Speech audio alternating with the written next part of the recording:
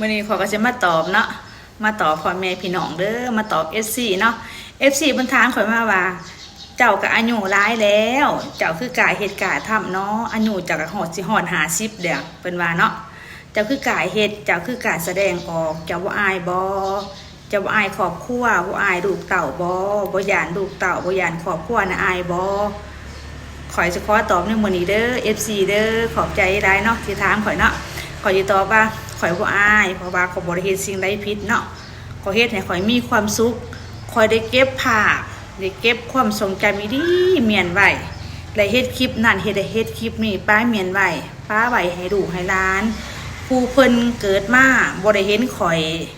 บางเทื่อลูกข่อยหลานข่อยเด่นข่อยเนาะอย่าเค้นข่อย